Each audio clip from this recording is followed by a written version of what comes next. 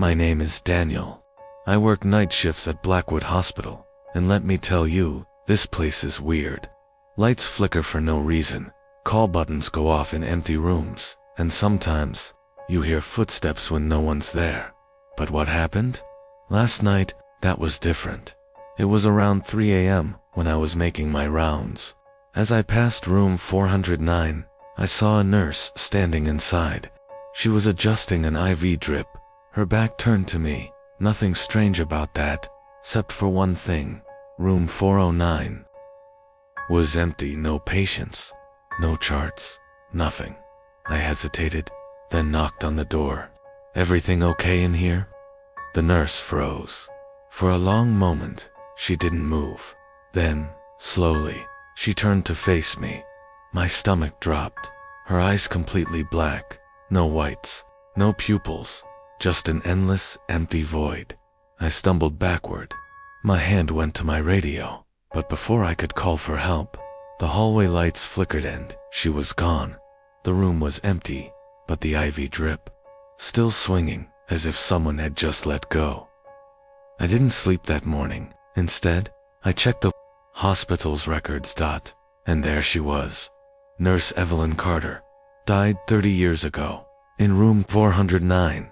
She had made a fatal mistake, gave the wrong dosage to a patient. When she realized what she had done, she locked herself inside the room and took her own life. Some say she's still there, trying to fix her mistake. I don't know what I saw last night, but I do know one thing. I'm never going near room 409 again. My name is Ethan. I've been working night shifts as a nurse at St. Vincent's Hospital for almost a year now. I've heard all the ghost stories, the wandering patient in the East Wing, the crying child in pediatrics, the flickering lights in the morgue. I never believed any of them until last night. It started at 2:30 a.m. I was walking past the old surgical ward when I saw a light on in operating room 6. That was strange. OR 6 hadn't been used in years. The hospital had built a new surgical wing, and the old operating rooms had been abandoned.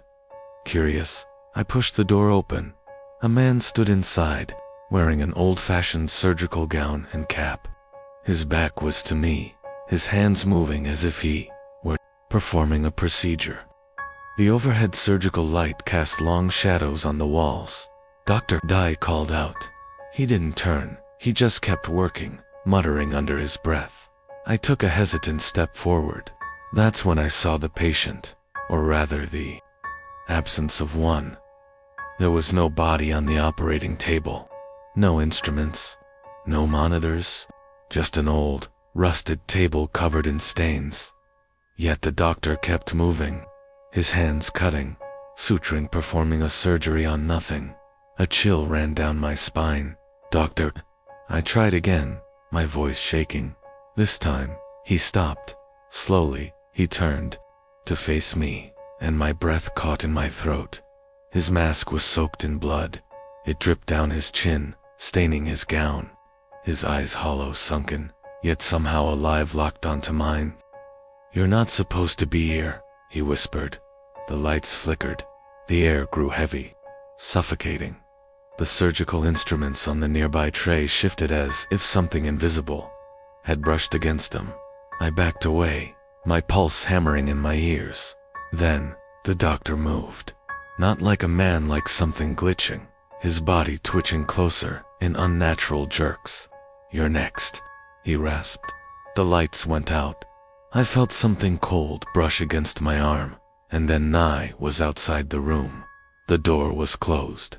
The light inside gone. I stumbled backward, gasping for air. When I finally gathered enough courage to check inside, the room was empty. Don't know, doctor. No instruments. No blood. Just dust-covered floors and an abandoned operating table. I ran straight to the records office, and there he was. Dr. Jonathan Hayes, a surgeon who had worked in OR 6. He had died 40 years ago, in the middle of surgery, from a heart attack.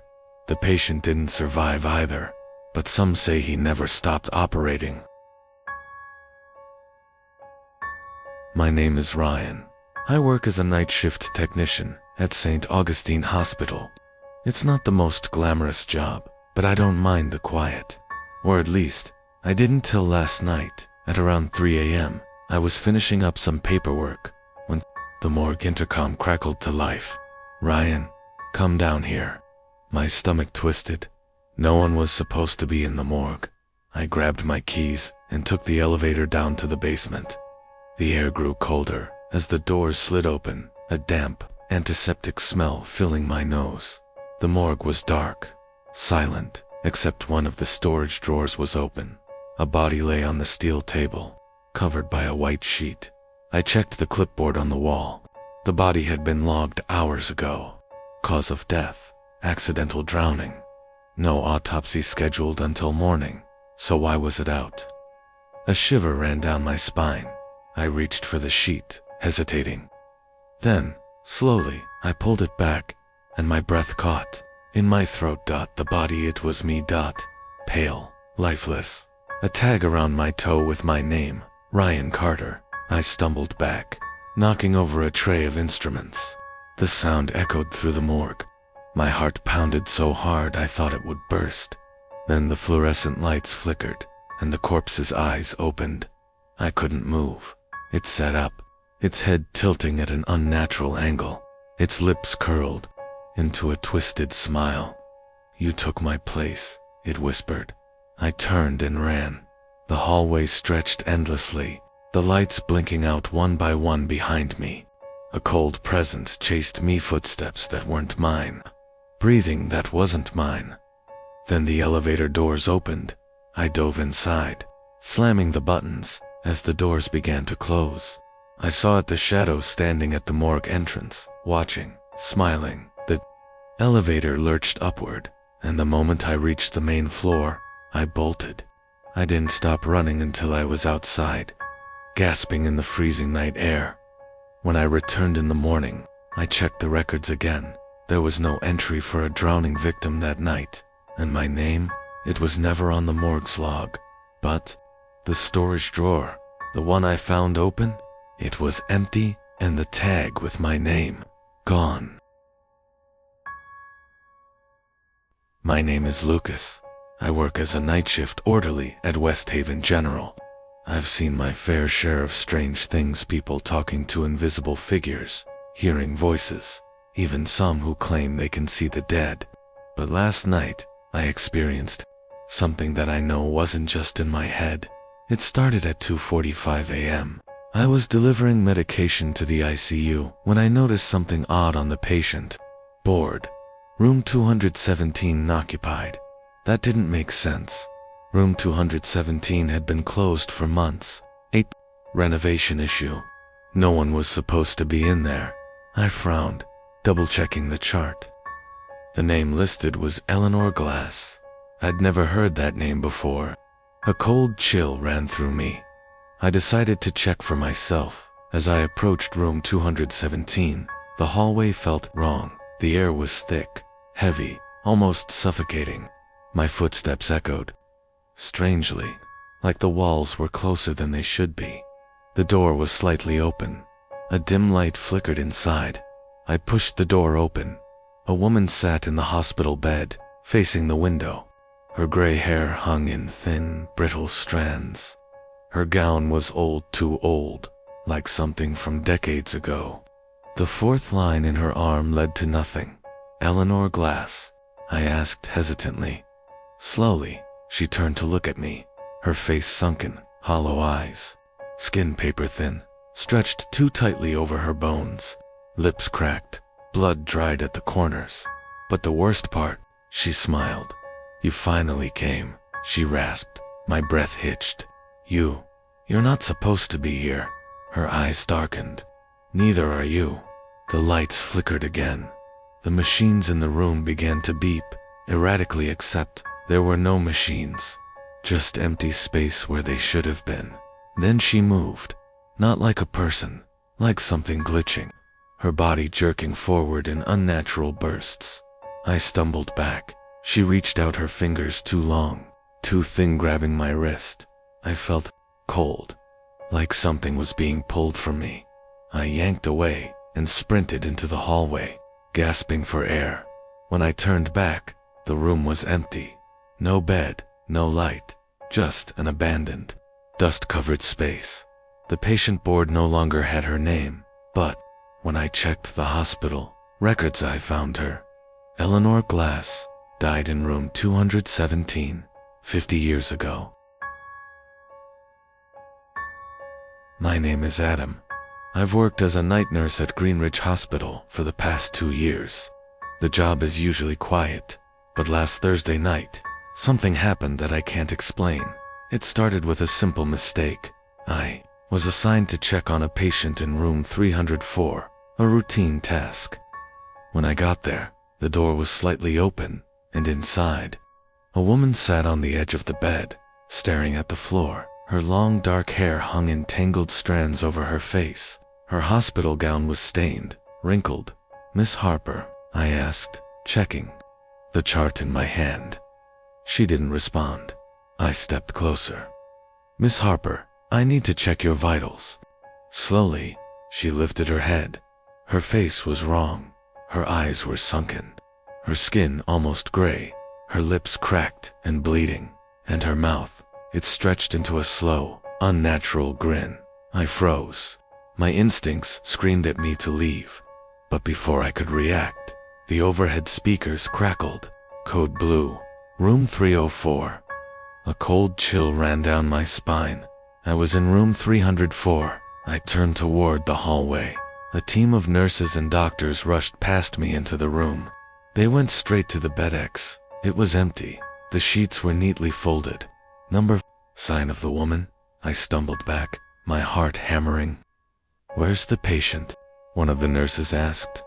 I turned to point, but the woman was gone, and the name on the chart in my hand had changed. Not Harper, Adam Carter, my name. The monitors in the room beeped erratically. The air turned ice cold. Then, I felt something behind me.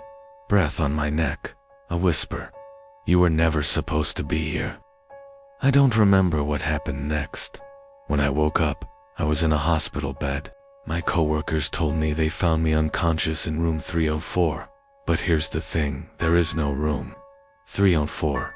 The hallway ends at room 303, the space where 304 should be. It's just a solid wall. My name is Nathan. I've been a security guard at Redwood Hospital for almost a year. Most nights are quiet, just me, a few nurses, and the occasional patient wandering the halls. But last Thursday, something happened that I still can't explain. At around 3 a.m. I was doing my usual rounds when I noticed something strange on the security monitor's room. 509's door was open. That was impossible. 509 had been empty for years. No patients, no staff, nothing. I switched to the hallway camera outside the room. A man stood in the doorway, staring directly into the camera. He was tall, dressed in a patient's gown, his face obscured by shadows. I felt a chill run down my spine. I grabbed my flashlight and headed to the 5th floor. As I stepped out of the elevator, the air was thick, heavy like walking through water. The hallway was eerily silent. No beeping monitors, no distant voices from the nurses' station, just silence.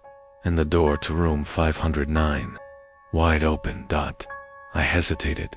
Every instinct told me to turn around, but my legs carried me forward. Inside, the room was cold, freezing. A single hospital bed sat in the center, covered in yellowed sheets. And then I saw him, standing in the corner, motionless, watching me. His face was pale, his eyes hollow and sunken. His mouth twisted into something that wasn't quite a smile. "You're not supposed to be here," he whispered. The door slammed shut behind me. The lights flickered, and suddenly, I wasn't in room 509 anymore. I was somewhere else. The walls were stained, covered in deep scratch marks. The bed was rusted, the air thick with the stench of decay. The man stepped closer. "I've been waiting," he said. His hands reached for me. "Lon." bony fingers stretching to 4. I screamed, and then I woke up, in room 509, alone. The door was closed. The hallway outside was normal. The security monitors showed nothing unusual. But when I checked the hospital records later, I found something that made my blood run cold. Room 509 had been closed for a reason. 30 years ago, a patient was found dead inside. A man in a hospital gown, with hollow eyes and a twisted smile. My name is Daniel. I've worked as a medical intern at Blackridge Hospital for 3 months now. Everyone warned me about the night shift, but I assumed they were talking about exhaustion. They weren't. It started last Saturday at exactly 2:17 a.m. I was making my rounds when I heard it screaming, blood-curdling, agonized screams echoing down the hall. I sprinted toward the sound, heart pounding. The screams were coming from the old psychiatric ward on the East Wing. That part of the hospital had been shut down for years. No patients, no staff. No one was supposed to be there. I hesitated at the entrance. The doors were rusted, paint peeling. The words, Ward D, barely legible above them. The screaming stopped. The sudden silence was almost worse. I took a deep breath and pushed the doors open. Inside, the air was heavy, stale. A faint smell of antiseptic and something metallic blood. The fluorescent lights flickered weakly, casting long shadows across the room. And then I saw them.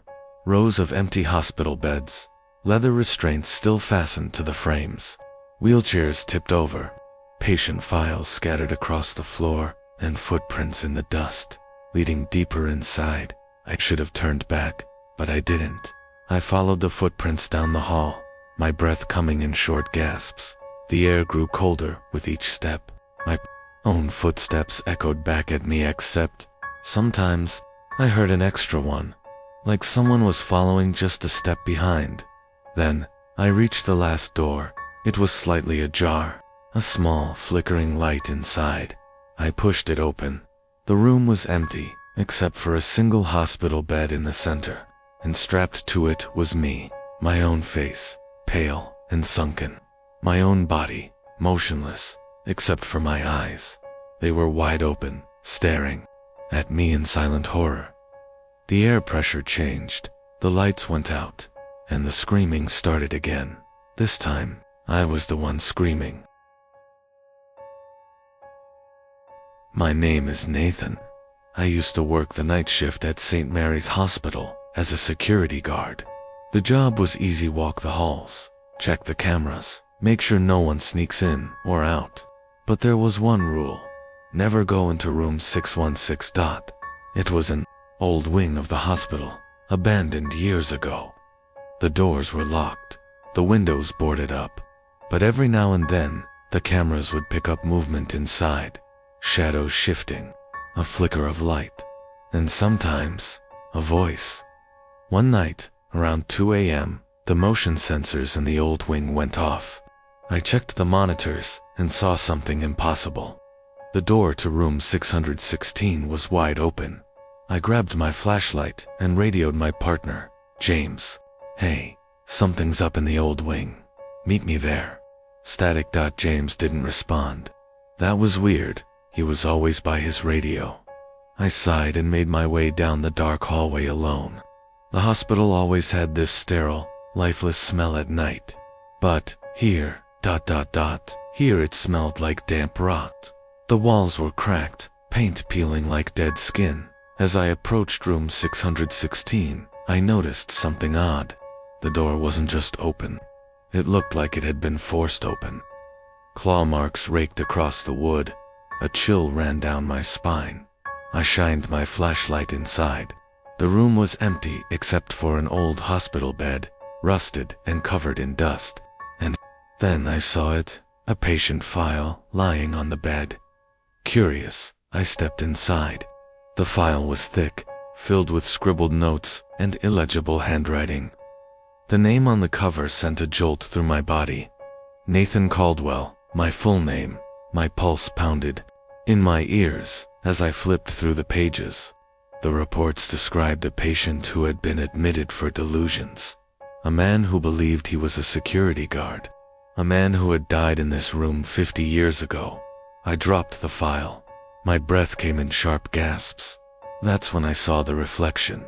In the cracked window, a figure stood behind me, pale, sunken eyes, a hollow face, dressed in a torn security uniform. It was me. The door slammed shut, and the lights went out. My name is Ethan. I work as a paramedic, which means I've been in and out of hospitals more times than I can count. But there's one hospital I'll never go back to. St. Vincent's. Not after what happened last month. It was a routine call. A car accident on the highway. The driver, a middle-aged man named Patrick, was in bad shape, broken ribs, internal bleeding, slipping in and out of consciousness. We rushed him to St. Vincent's, and as we wheeled him inside, he suddenly grabbed my wrist with surprising strength. "Don't take me to the 6th floor," he croaked. His eyes were wild with fear. I exchanged a look with my partner, Jenna. St. Vincent's only had 5 floors. "You mean the 5th floor?" I asked. He shook his head violently. "The 6th. Don't.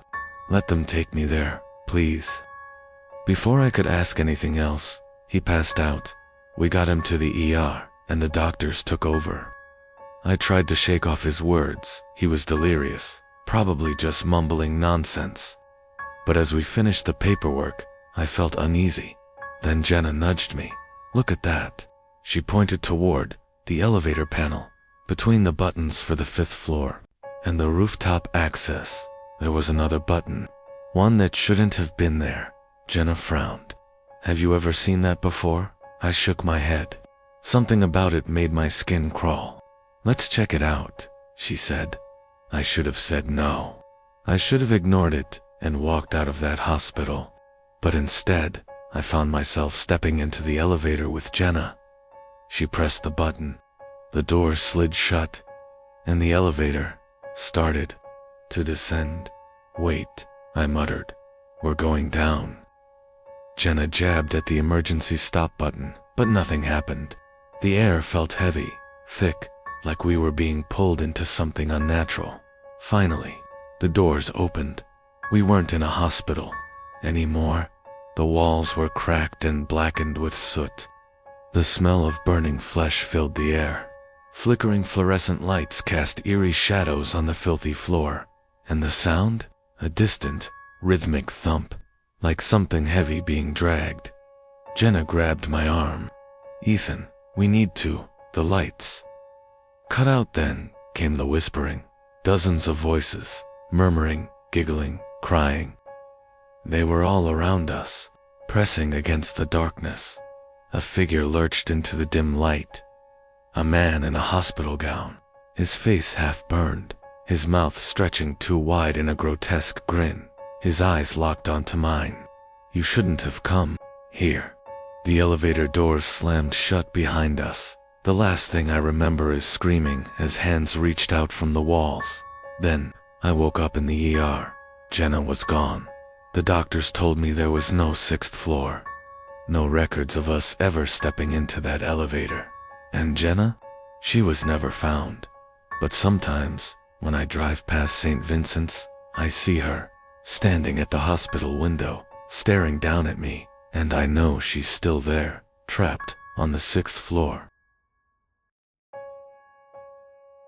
My name is Lucas.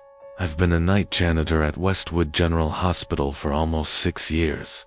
I thought I had seen everything: emergency room chaos, bloody surgeries, and even the occasional dead body being wheeled to the morgue. But nothing prepared me for what happened last Tuesday night. It started like any other shift. The halls were dimly lit, the smell of disinfectant thick in the air. Most of the hospital was quiet, except for the occasional beeping of heart monitors or the low murmur of nurses talking at the stations. Around 3 a.m., I was mopping the floor near the abandoned pediatric ward when I heard it. A faint giggle. I froze. That section of the hospital had been shut down for years. No patients, no staff, no reason for anyone to be there. I told myself it was just my imagination, but then I heard it again, closer. I tightened my grip on the mop handle and stepped toward the hallway. The doors to the pediatric ward were supposed to be locked, but one of them was slightly open. A sliver of darkness waiting on the other side. I hesitated, but curiosity got the better of me. Pushing the door open, I stepped inside. The air was icicle dust floated in the dim light of the flickering overhead bulbs. Rows of small, rusted hospital beds lined the walls. Some still had old, moth-eaten, stuffed animals resting on the pillows. And then, I saw them dot tiny footprints in the dust, fresh, leading deeper into the ward. My breath hitched as I followed them, my footsteps unnervingly loud against the tile floor. The prints led to a single bed at the far end of the room. A nameplate was still attached to it, though the metal was corroded with time. I squinted to read the name, Eleanor Price. A gust of cold air hit my neck, and then, in a voice barely above, a whisper. I heard it. "That's my bed." I spun around. A little girl stood behind me. Her hospital gown was faded and torn, her long dark hair tangled around her face. Her skin was pale, too pale, and her eyes, hollow, empty. I staggered back, my heart hammering. She just stood there, staring, her lips curling into a slow, unnatural smile. The room suddenly felt smaller, the walls closing in. I turned to run, but the door was gone, just a blank, solid wall where it had been. I turned back, and she was right. In front of me now, her cold fingers reaching for my wrist. I screamed, and then everything went dark. My name is Lily, and something moves in the shadows of my basement every night. I never used to go down there. The basement was dark, damp, and filled with old furniture that belonged to my grandparents. I always avoided it, but last week, I needed to grab some boxes for a yard sale. I opened the door, and that's when I first saw it. A shadow dark and long creeping across the far wall. I thought I was imagining things. I stepped down, flicking on the basement light, but the shadow didn't go away. It moved, stretching out like it was alive. I froze. Then I heard the scratching, soft, scraping sounds from the corner of the basement, like nails dragging across wood. I took a few steps back, but the shadow moved closer. It followed me. Terrified, I ran upstairs and slammed the door. I didn't go back into the basement for days, but every night, I could hear the scratching. It started to grow louder, like something was trying to get out. Last night, I couldn't take it anymore. I grabbed a flashlight and went back down. The basement was eerily silent. I walked toward the far corner where the shadow had been. Then I noticed something. There was no shadow. Instead, something had scratched deep lines into the floor, as if someone or something had crawled around, leaving marks. I turned to leave, but as I did, I caught a glimpse in the corner of my eye a pair of eyes, staring at me from the farthest corner of the basement. I didn't stop running until I was safely upstairs. I haven't gone down there since, but every night, I hear the scratching, and sometimes, I swear I hear those eyes following me around the house. My name is Emily, and the noise from my basement never stops. At first it was subtle, a faint thud, followed by a scraping sound. I thought maybe it was just the old house settling, but then it grew louder. Every night, around midnight, I'd hear a series of sharp bangs from below, followed by something being dragged across the floor. The sound echoed through the walls, rattling my nerves. I couldn't ignore it anymore. I decided to investigate. I grabbed a flashlight and walked down the creaky stairs, my heart pounding. The basement was colder than I remembered, and the air smelled musty. The noises were louder, now closer. I pointed the flashlight to the corner, where the sound seemed to originate. Nothing. The floor was just bare concrete, covered in old boxes and unused furniture. But as I turned to leave, I felt it, a hand on my shoulder. I spun around, my flashlight flickering in the darkness. There was no one there. The banging resumed, louder this time. I ran up the stairs, slamming the basement door behind me.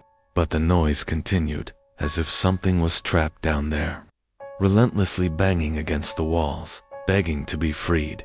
It hasn't stopped since. Every night, I hear it. And every morning, I check the basement, hoping to find nothing. But every time, the air is heavier, and the noises grow closer. Last night, as I turned to leave the basement once again, I noticed something strange. The shadows in the corner were moving, and they weren't shadows anymore. They were tall, twisted figures that seemed to flicker in and out of existence. I didn't stay long enough to see what they truly were. Now, every night, I lock the basement door, but it doesn't matter. The noises still come, and I fear that one day, something will break through. My name is Caleb, and my basement door has started opening by itself, but only at 3:33 a.m. The first time it happened, I thought maybe I had forgotten to close it properly. I shrugged it off, shut the door, and went back to bed. But then it happened, again, and again. Every night, at exactly 3:33 a.m. I'd wake up to the sound of the basement door creaking open. I started locking it. Deadbolt, chain, everything. It didn't matter no matter how I secured it. At 3:33 a.m., the door would be wide open, and the basement would be pitch black. Last night, I decided to stay up and watch. I sat on the couch, facing the door, phone in hand, recording. At 3:32 a.m., nothing. At 3:33 a.m., my phone, glitched, the screen flickered, and then the locks slid open. One by one, the chain unlatched. The deadbolt turned. The knob twisted. The door swung open slowly, revealing the dark stairs. And in the blackness, a pair of hands reached out from the shadows, long fingers, stretching toward the doorway. I dropped my phone and ran. This morning, I checked the footage. The video was corrupted, just static and white noise. But at the very end, for just 1 second, there was an image. The basement door, wide open, and a face staring up at the camera, smiling. My name is Nathan, and there is a mirror in my basement that shouldn't be there. I never bought it, never brought it down there. But last night, when I went to grab some old boxers, there it was, a tall, antique mirror, leaning against the basement. While at first, I thought maybe the previous owners had left it behind, but the moment I stepped in front of it, I noticed something wrong. My reflection blinked too late. I froze. My stomach twisted. I lifted my right hand. The reflection did the same. Then, after a long pause, smiled. I wasn't smiling. I took a step back. My reflection didn't move. It just stood there, grinning, its head tilting slightly like it was watching me. My breath hitched. I turned to leave. Then I heard it. A soft tapping against the glass. I looked back. My reflection had raised its hand. Fingers pressed against the mirror. Then it took a step forward. Not in the reflection, inside the glass, like it was trying to get out. I ran upstairs, slamming the basement door shut. This morning, I went back down. The mirror was gone, but in the dust-covered floor, there were wet footprints leading up the stairs, not mine. And now, every time I pass by a mirror in my house, I feel like something else is looking back. Something that isn't me anymore. My name is Oliver, and my house has a basement that shouldn't exist. When I bought this place, I checked the blueprints. 1 floor, 3 bedrooms, no basement. But last night, while moving furniture, I knocked over a shelf. When it hit the floor, I heard a hollow sound like there was empty space beneath. I pulled back the rug. There was a trap door, a locked trapdoor. My heart pounded as I forced it open. Beneath, a set of wooden stairs spiraled down into darkness. I hesitated. There wasn't supposed to be a basement. But there it was, waiting. I grabbed a flashlight and climbed down. The air was stale, thick with dust. The space was small, just dirt walls and a single, rotting chair in the center. Then I saw them. Handprints. Dozens of bloody handprints smeared across the walls. Some big, some small, all of them fresh. My stomach twisted. I turned to leave, but something whispered behind me, "You shouldn't be here." I spun around, my flashlight shaking. The chair was empty before. Now, something sat in it. A figure, barely visible in the dim light. Long limbs, sunken face, a grin that stretched too wide. It stood up. I ran. I scrambled up the stairs, slamming the trapdoor behind me. This morning, I checked the floor again. The trapdoor was gone, like it had never been there.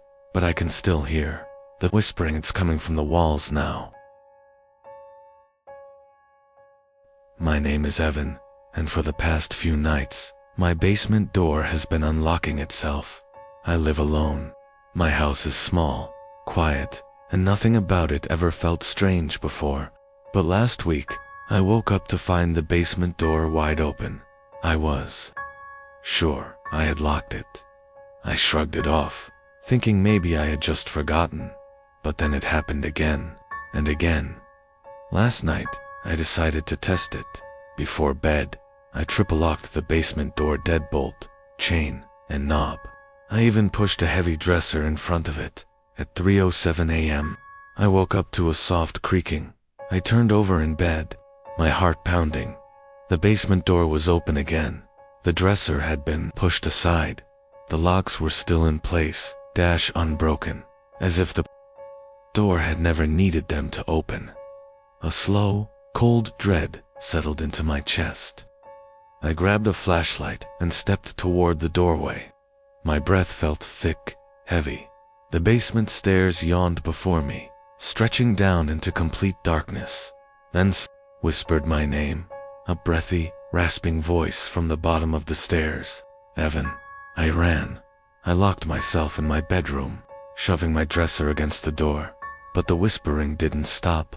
I lay awake all night, listening to it move through the house, soft footsteps, circling my bed, fingers scratching at the walls. By morning, the house was silent again. I checked the basement door. It was shut, but now, on the inside of the door, something had been carved into the wood.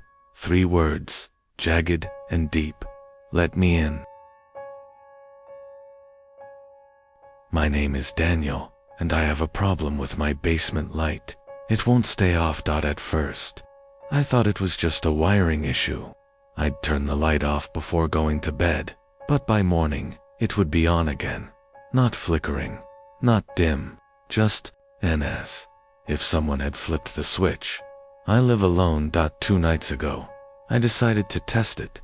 Before bed, I turned off the basement light and closed the door. I even took a photo of the switch in the off position just to be sure. At exactly 3:12 a.m., I woke up to a soft humming sound. I sat up, my heart pounding. The basement door was slightly ajar. A sliver of yellow light spilled into the hallway. The light was on again. I checked my phone. The photo still showed the switch was off. Something was down there. I grabbed a kitchen knife and stepped toward the basement door. The humming grew louder. My fingers trembled as I pushed the door open.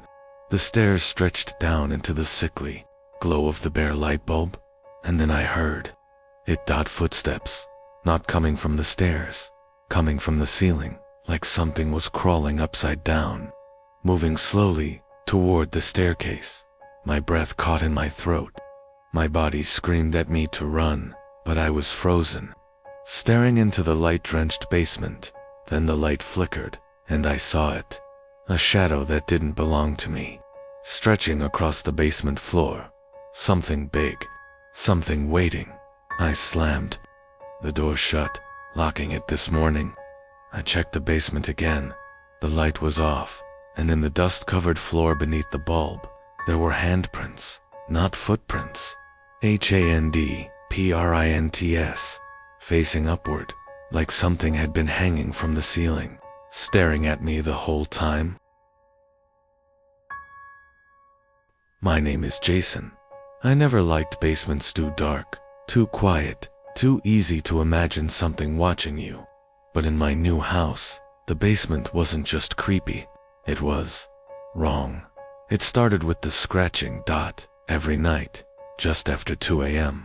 I'd hear its slow, deliberate scraping coming from the basement stairs. Not rats, not pipes. Something else at first. I ignored it. But last night, I decided to check. I grabbed my flashlight and stepped onto the stairs. The air felt thick, like I was walking into something that didn't want me there. Then I saw them. Scratch marks, deep grooves ran along the bottom steps, carved into the wood like something with claws had been dragging itself upward. That's when I heard it. A low, wet breath coming from under the stairs. I slowly crouched down, shining my flashlight into the gap beneath. At first, there was nothing but darkness and dust. Then, it moved. A pale hand shot out, fingers too long, nails jagged and blackened. It grabbed the edge of the step, and before I could react, it pulled itself forward. I saw its face stretched, too thin, skin gray and torn. Its mouth twisted into a grin that didn't belong to anything human. I ran. I slammed the basement door and shoved a chair under the handle, but it didn't stop. All night, I heard it climbing, not fast, not aggressive, just slow, like it knew I had nowhere to go. At 3:33 a.m., the scratching stopped. When I checked this morning, the basement door was wide open. The chair was across the room, and now there are scratch marks on my bedroom floor. It's getting closer. My name is Ryan, and for the past few weeks, I've been hearing noises coming from my basement. At first, I thought it was just the house settling, old pipes creaking, wood expanding, the usual. But then, I started hearing footsteps. My basement is unfinished, just concrete floors and exposed beams. I only go down there to grab storage boxes, but lately, I've had the feeling that I'm not alone when I do. 2 nights ago, I decided to check it out. I grabbed a flashlight and quietly descended the wooden stairs, each step creaking beneath my weight. The air smelled damp, musty, wrong. I scanned the room. Nothing, just old furniture, holiday decorations, and dust-covered boxes. Then I saw it. A door that wasn't there before. My basement had only one entrance, and I knew every inch of it. But now, this door stood at the far end, slightly ajar, revealing only darkness beyond. My breath hitched. Every instinct screamed at me to leave. But my curiosity got the better of me. I reached for the handle. The moment my fingers touched it, a cold breath of air rushed out from the darkness beyond. The smell of something rotting filled my nose, and then I heard breathing. Not mine. Deep, slow, inhuman. I stumbled backward, dropping my flashlight. It rolled toward the open door, its beam shining inside for just a second before something moved. A hand shot out, long, pale fingers tipped with blackened nails. It slammed the door shut with a force that shook the basement walls. I ran. I locked the basement door and didn't look back. The next morning, I found my flashlight. It had been placed neatly at the top of the basement stairs, and the strange door, it was gone, like it was never there. But I still hear it at night, the slow, steady breathing, waiting. My name is Lucas. I never believed in ghosts, demons, or anything supernatural. But that changed when I moved into my new house, a house with a basement door that shouldn't exist. I first noticed it on my second day. The house was old, creaky, and needed repairs, but it had character. While unpacking, I found a hidden door behind a dusty bookshelf in the hallway. It led to a narrow staircase descending into darkness. That was strange. The house inspection papers never mentioned a second basement. Curious, I grabbed a flashlight and stepped inside.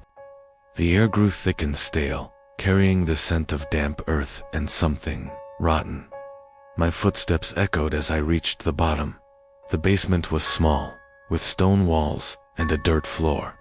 But what sent chills down my spine was the chair in the center of the room. A single wooden chair, old and scratched, and the chains bolted to the walls. Something was kept here. A sudden thump from above made me jump. I turned off my flashlight, my breath shallow. Silence, then a whisper. "You found it." I ran. I slammed the hidden door shut and pushed the bookshelf back over it. My heart pounded, but I told myself it was just my imagination. Then, at 3 a.m., I heard it knocking from inside the basement, slow, deliberate. 3 knocks. I didn't sleep that night. The next morning, I called a contractor to check the house's blueprints. He frowned, flipping through the pages. "There's no basement on this side of the house," he said. "At least, there shouldn't be." That was 2 nights ago. The knocking hasn't stopped, and last night, I woke up to find the bookshelf pushed open. Something wants out.